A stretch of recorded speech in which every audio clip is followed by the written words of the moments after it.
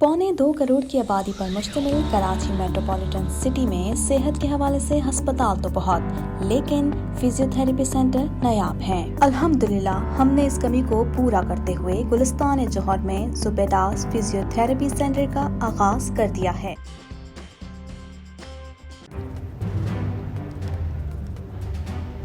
Islamic Finance TV, the only TV channel of the fastest growing Islamic economy in the world and the prime mover of Islamic finance news.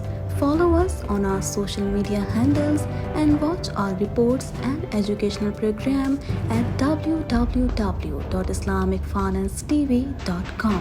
For advertisement, please contact us at islamicfinancetv@gmail.com.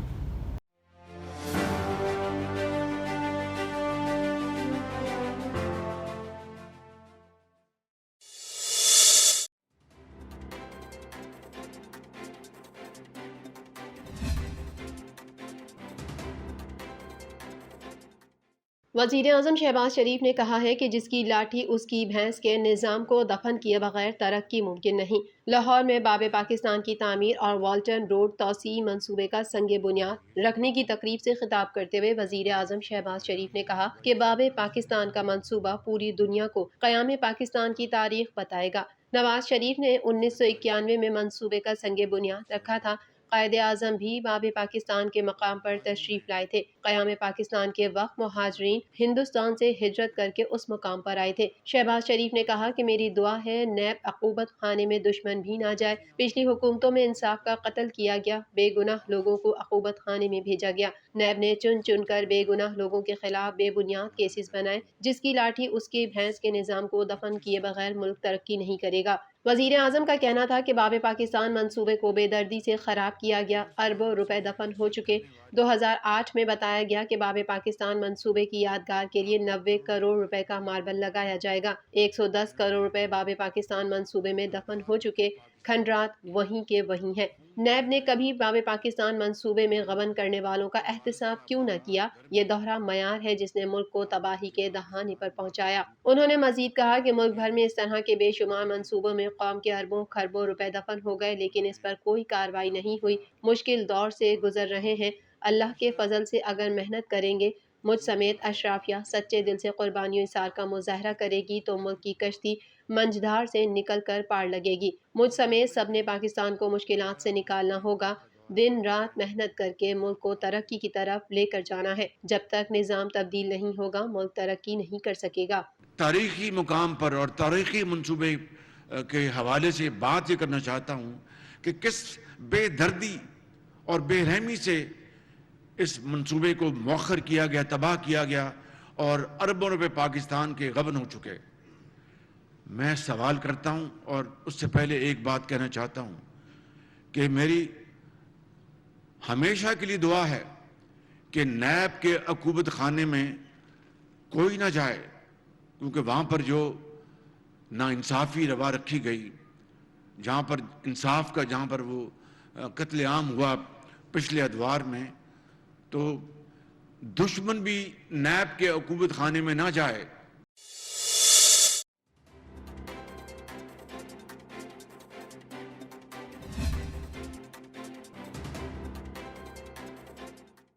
हुकूमत ने IMF deal के तहत पेशगी इक़दामात पर अमल दरामद का आगाज़ कर दिया। हुकूमत ने IMF से मुज़ाकरात के तहत बिजली के बिलों पर सब्सिडी ख़त्म करने पर काम शुरू कर दिया है, जिसके बाद मार्च में बिजली के बिल इजाफी सरचार्ज के साथ मौसूल होंगे।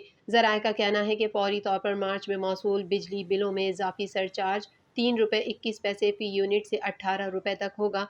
मंसूबे के तहत जून तक बिजली की कीमत फी यूनिट में 23 रुपये 39 पैसे कर दी जाएगी। ज़राए के मुताबिक बिजली के बिलों पर सरचार्ज गर्दिशी कर्ज पर सूद की अदायगी की मद में इस्तेमाल होगा। सहमाही एडजस्टमेंट की मद में 300 यूनिट से ज़ायद बिजली इस्तेमाल पर फरवरी और मार्च के बिलों में वसूली होगी, जबकि सहमाही एडजस्टमेंट की मद में 3 रुपये 21 पैसे फी यूनिट के हिसाब से वसूली होगी। सहमाही एडजस्टमेंट टैरिफ अप्रैल में कम होकर 69 پیسے رہ جائے گا، جبکہ جون جولائی میں یہ سرچارج بڑھ کر 1 روپے 64 پیسے ہو جائے گا۔ ذرائع کے مطابق گزشتہ جولائی اگست میں منظور کردہ فیول ایڈجسٹمنٹ 9 روپے 90 پیسے اور 4 روپے 51 پیسے فی یونٹ اگلے 6 مہینوں کے دوران میں وصولی کیا جائے گا۔ قسط 1 سے 1.5 روپے فی یونٹ کے حساب سے 6 ماہ میں وصول کی جائے گی۔ مارچ کے مہینے میں یہ سرچارج وصول کیے جائیں گے۔ ذرائع کا بتانا ہے کہ گزشتہ روز اقتصادی رابطہ کمیٹی نے کسانوں کے لیے بجلی کے بلوں پر سبسڈی ختم کرنے کی منظوری دی تھی۔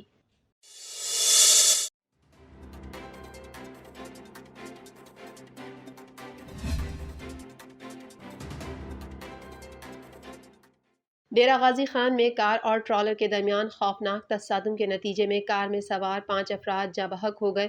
ریسکیو ذرائع کے مطابق حادثہ D G Khan Indus highway پر پیش آیا، جبکہ حادثے میں جاں بحق ہونے والے تمام افراد ایک ہی خاندان سے تھے اور ان کا تعلق دری ڈھولے والے سے ہے۔ ذرائع نے بتایا کہ حادثے کے بعد ٹرالر ڈرائیور فرار ہو گیا، جبکہ پولیس نے تحقیقات کا آغاز کر دیا ہے۔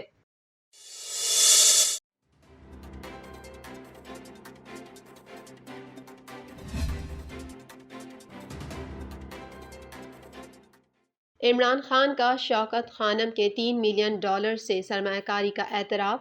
چیئرمین پاکستان تحریک انصاف اور سابق وزیر اعظم عمران خان نے ایک بار پھر 2008 میں شوکت خانم کے $3 ملین سے سرمایہ کاری کا اعتراف کر لیا اور کہا کہ 2015 میں یہ رقم اسپتال کو واپس کر دی گئی۔ ڈسٹرکٹ اینڈ سیشنز کورٹ اسلام آباد میں سابق وزیر اعظم عمران خان کی جانب سے مسلم لیگ نون کے رہنما اور وفاقی وزیر دفاع خواجہ آصف کے خلاف ہتک عزت کیس کی سماعت ہوئی۔ Chairman Pakistan Tehreek Insaf Imran Khan video link کے ذریعے عدالت میں پیش ہوئے اور وکیل ولید اقبال ان کی معاونت کرنے کے لیے ساتھ موجود رہے۔ خواجہ آصف کے وکیل علی شاہ گیلانی نے چیئرمین پی ٹی آئی پہ جرح کی تو عمران خان نے اپنے بیان میں اعتراف کرتے ہوئے بتایا کہ یہ بات درست ہے کہ 2008 میں $3 ملین کی سرمایہ کاری کی یہ رقم 7 سال ایچ بی جی گروپ کے پاس رہی اور 2015 میں شوکت خانم کو واپس دے دی گئی تھی۔ عمران خان نے کہا کہ ایچ بی جی گروپ کے چیف ایگزیکٹو امتیاز حیدری ہیں اور وہ بھی سرمایہ کاری کی منظوری دینے والی کمیٹی میں شامل تھے، لیکن انہوں نے ذاتی فائدے کے لیے سرمایہ کاری کی منظوری نہیں دی تھی۔ بورڈ میٹنگز میں سرمایہ کاری سے متعلق بات ہوئی تھی۔ خواجہ آصف کو لیگل نوٹس بھیجتے وقت سرمایہ کاری کی رقم واپس نہیں آئی تھی۔ چیئرمین پی ٹی آئی نے بیان میں کہا کہ معلوم نہیں کہ امتیاز حیدری پی ٹی آئی کے ڈونر بھی تھے یا نہیں۔ شوکت خانم اسپتال کے لیے متعدد سمندر پار پاکستانی ڈونیشن دیتے ہیں۔ امتیاز حیدری کے کردار کے حوالے سے عدالت کو گمراہ نہیں کیا۔ مجھے نہیں معلوم انڈومنٹ فنڈ بورڈ کب بنایا گیا تھا، صرف اتنا معلوم ہے کہ انڈومنٹ فنڈ بورڈ 90 کی دہائی میں بنایا گیا تھا۔ خواجہ آصف کے وکیل نے کہا کہ 2005 میں بورڈ آف گورنرز میٹنگ میں آپ نے کہا تھا کہ انڈومنٹ فنڈ بورڈ ابھی نہیں بنایا اور اب کہہ رہے ہیں 90 کی دہائی میں بنایا گیا تھا۔ خواجہ آصف کے وکیل نے عمران خان سے سوال کیا کہ کیا آف شور کمپنیوں میں سرمایہ کاری کا آپ کو معلوم ہے؟ عمران خان کا اپنے جواب میں کہنا تھا، شوکت خانم اسپتال کے فیصلوں کا مجھے معلوم نہیں۔ شوکت خانم اسپتال کے مالی فیصلوں کی آڈٹ رپورٹ ہوتی ہے۔ اسپتال کا بورڈ مجھ سے پوچھ کر فیصلے نہیں کرتا۔ اب معلوم ہوا ہے 2 آف شور کمپنیوں میں شوکت خانم اسپتال کا پیسہ انویسٹ کیا گیا۔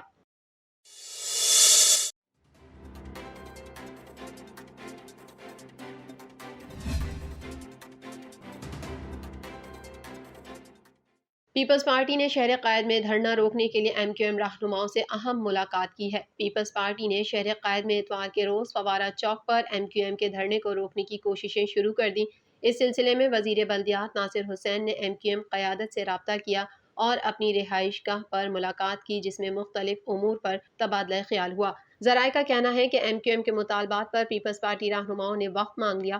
ملاقات میں ایم کیو ایم پاکستان کے سینئر ڈپٹی کنوینر مصطفیٰ کمال، فاروق ستار، امین الحق اور خواجہ اظہار الحسن موجود تھے۔ ملاقات میں پیپلز پارٹی کے رہنما اور صوبائی وزیر ناصر حسین شاہ، مرتضیٰ وہاب اور سعید غنی موجود تھے۔ ملاقات کے دوران ایم کیو ایم نے کراچی میں 53 یو سیز کے اضافہ کرنے اور حیدرآباد میں دیہی علاقوں کو شہری علاقوں میں شامل کرنے پر تحفظات کا اظہار کیا، جس پر پیپلز پارٹی نے مطالبات کی یقین دہانی کرائی۔ ایم کیو ایم نے دھرنا ختم کرنے کی شرائط رکھ دی اور کہا کہ 53 یو سی کا اضافہ کیا جائے، حیدرآباد سے دیہی علاقوں کی یو سی کو ختم کیا جائے۔ ذرائع کا کہنا ہے کہ پیپلز پارٹی نے ایم کیو ایم قیادت سے جواب کے لیے کل تک کا وقت مانگ لیا۔ متحدہ کے مطالبے پر کل پیپلز پارٹی اپنی اعلیٰ قیادت کو آگاہ کر کے جواب دے گی، جبکہ ایم کیو ایم پاکستان اب تک اتوار کے روز دیے جانے والے دھرنے کے فیصلے پر قائم ہے، تاہم ملاقات بغیر کسی نتیجے ختم ہو گئی۔